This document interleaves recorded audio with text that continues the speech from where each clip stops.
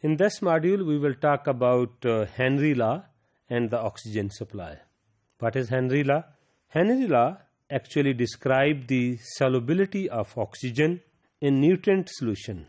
Another, we can say that the fermentation medium in relation to the oxygen partial pressure in the gas phase.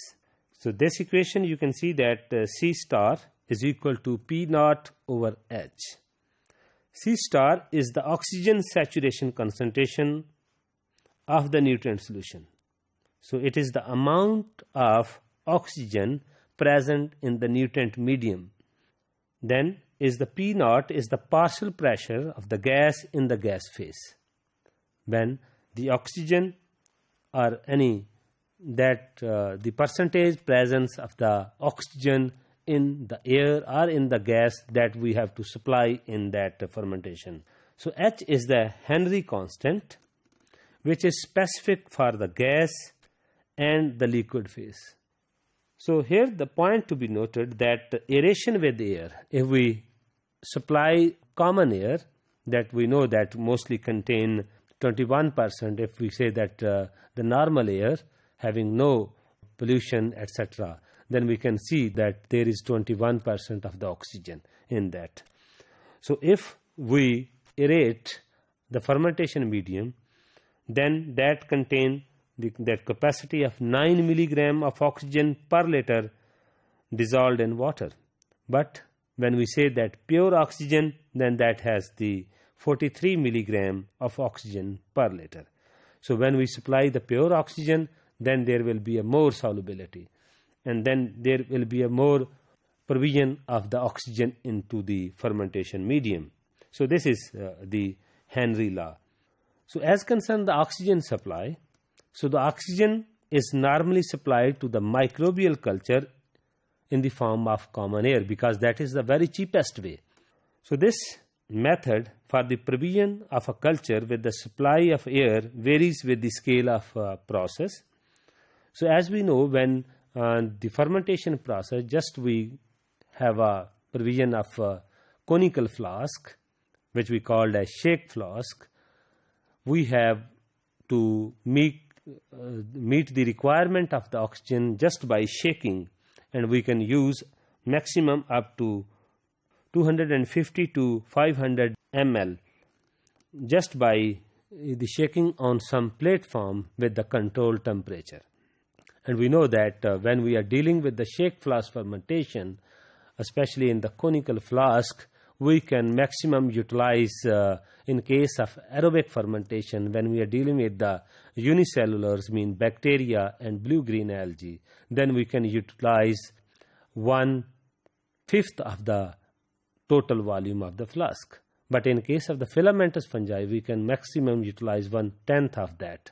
So if the flask is 250 ml, then in fungi we can use the 25 ml of the fermentation of the flask, and if there is the bacterial culture or the yeast culture, we can utilize 50 ml.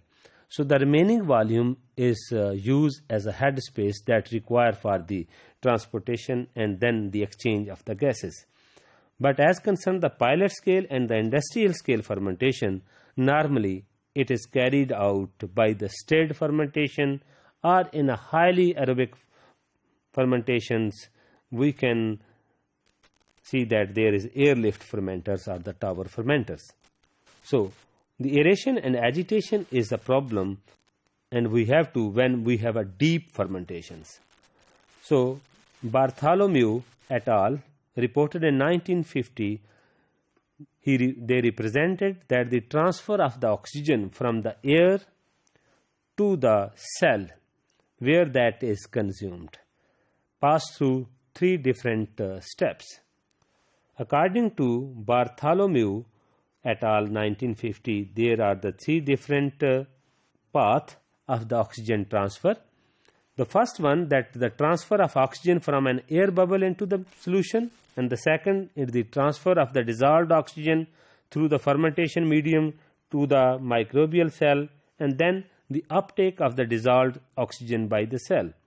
So these findings have shown to the correct when there is a non-viscous fermentation. but it has been demonstrated that the transfer may be limited by other stages in highly viscous fermentation. In later slide, we will see that what will be the possible path of the oxygen when starting from the air to the cells. If the cell is eukaryotic, mean that oxygen is needed in the mitochondria.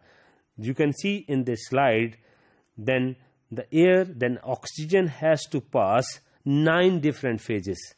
You can see here that 1, 2, 3, 4, 5, 6, 7, 8 and 9. These are 9 different steps and the phases involved in oxygen from the air bubble to the mitochondrial site.